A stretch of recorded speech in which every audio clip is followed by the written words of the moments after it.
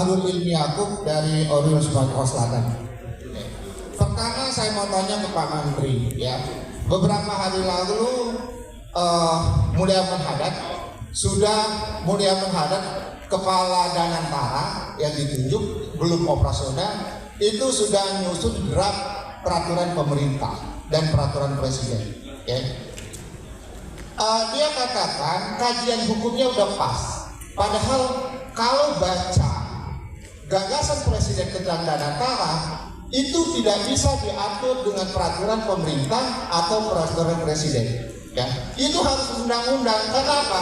Karena dana 10 kuadriliun yang mau dikelola Danantara itu dana BUMN yang tidak bisa dialihkan menjadi dana Danantara tanpa undang-undang.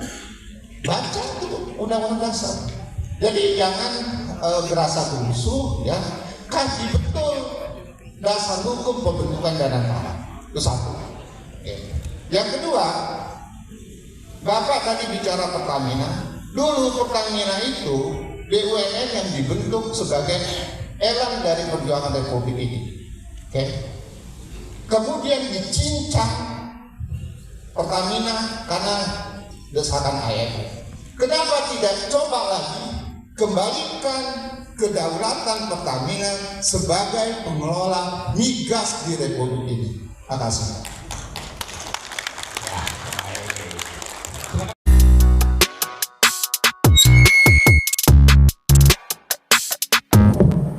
Bapak yang pertama dari Sumsel menyangkut dengan dasar hukum Danantara.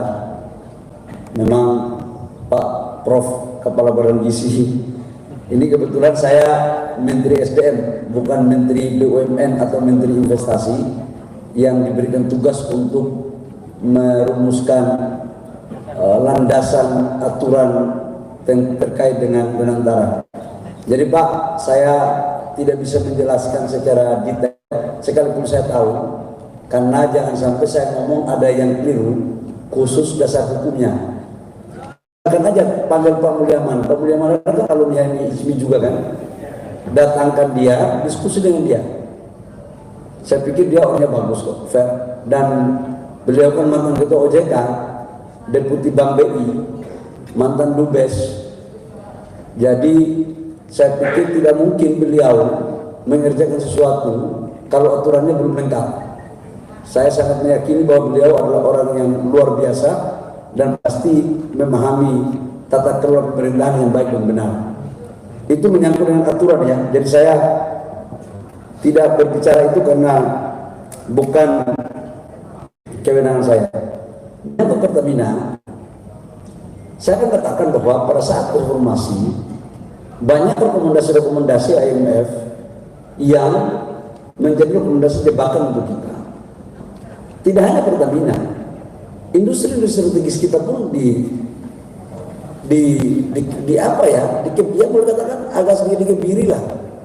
Bubarkan pesawat kita, akhirnya banyak intelektual negeri yang disekolahkan oleh Pak Habibie akhirnya berangkat di luar.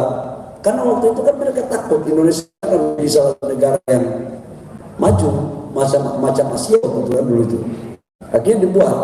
Makanya ketika tahun 2021, 2022 IMF mencoba untuk memberikan rekomendasi terhadap temuannya terhadap ekonomi nasional.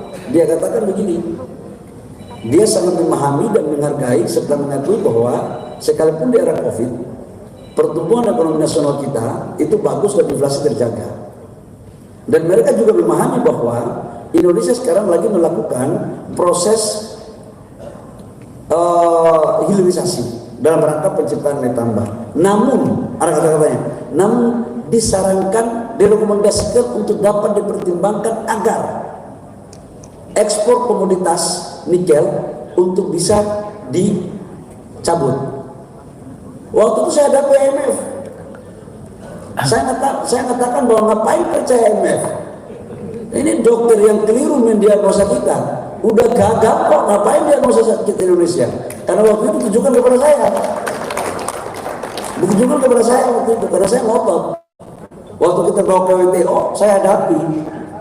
Saya hadapi. Ke Uni Eropa saya datangi. Sekalipun bahasa Inggris kita setengah-setengah kan gitu. Saya datangi. Jadi Pak, kalau menyangkut nasionalisme dan kedaulatan negara, ya insya Allah lah Pak, saya sampai sekarang NDP saya di HMI masih aman lah. Jadi, saya sampai sekarang insya Allah masih menjadi insan kamil lah, kira-kira begitu. Jadi itu menyangkut Pertamina. Nah sekarang apa yang saya lakukan Pak? Pertamina kita lagi perkuat Pak. Kita lagi perkuat sekarang. Tapi jujur, Pertamina sekarang beda Pertamina dulu Pak. Pertamina sekarang itu profit oriented. Kumpul laba banyak supaya dapat ATM banyak. Birokrasinya lebih birokrasi daripada Republik.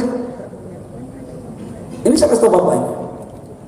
Masalahnya adalah saya Menteri SDM tidak mengurus internal korporasi mereka. Saya hanya berinteraksi untuk urusan konsesi, ekspor, impor, spek, teknologi. Tetapi untuk kelembagaannya tidak merupakan domain daripada tupoksi Menteri Investasi, Menteri SDM. Jadi saya juga harus belajar untuk tahu wilayah mana saya kerja dan wilayah mana nggak boleh kerja. Tapi semangatnya saya setuju sama Bapak bahwa kita harus perkuat Pertamina. Karena Pertamina ini sebagai lokomotif dan perpanjangan tangan negara untuk menjaga kedaulatan energi bagi negara. Setuju saya. Setuju tuh. Setuju Pak. Dan memang di sana itu Bapak tahu Pak. Ya untung aja kewenangannya nggak penuh di saya Pak. Kalau ada di saya, udah selesai barang itu.